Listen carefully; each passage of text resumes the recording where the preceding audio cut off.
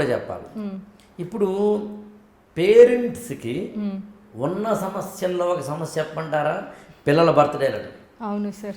అసలు ఈ పిల్లవాడికి 1వ ఏడాదో 2వ ఏడాదో 3వ ఏడాదో 1వ తరగతో 3వ తరగతో 2వ తరగతో BTech whatever it maybe వీడి బర్త్డే వస్తే 1 మంత్ నుంచే 2 మంత్స్ నుంచే కౌంట్ డౌన్ స్టార్ట్ చేసేవాడు. ఆనందపడే రోజుల నుంచి ఆందోళన చెందే స్టేజ్కి వచ్చేసాం సార్.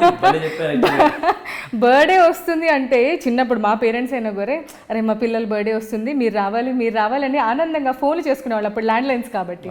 ఇప్పుడు ఏంటంటే ఇప్పుడు వీళ్ళకి మెసేజ్ పెట్టాలా, వీళ్ళకి మెసేజ్ పెట్టాలా, అబ్బో ఇంత అవుతుందేమో అంత అవుతుంది అంటే ఆందోళన లెక్కలులోకి మారిపోయింది. సెలబ్రేషన్ నిజంగా మీనింగ్ మారిపోయింది. ఇప్పుడు పిల్లలు ఏం చేస్తున్నారు, కంపారిజన్ అయ్యి మొన్న వాడేదో మహేష్ గారి బర్త్డేకి వెళ్ళాము నాన్న, అక్కడేమో అంతలా ఖర్చు పెట్టారు, ఈ పక్కనేమో ఈవెంట్ మేనేజర్లు, ఆ పక్కనేమో డాన్స్ చేసేవాళ్ళు, ఈ పక్కనేమో మిమిక్రీ చేసేవాళ్ళు, ఆ పక్కనేమో ఏదో మనం తినడానికి అన్ని పెట్టేవాళ్ళు, ఇదంతా చేశారు.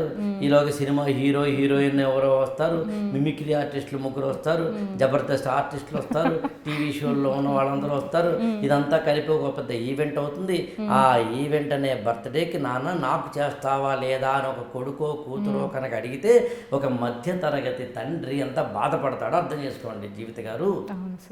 అందుకని సమస్య ఎలా అయిపోయింది చూడండి, డబ్బున్నోడు చేసుకుంటున్నాడు, లేనోడు చేసుకోవాల్సి వస్తుంది. Acquired behaviour, exact social acquired behaviour. Exact అదే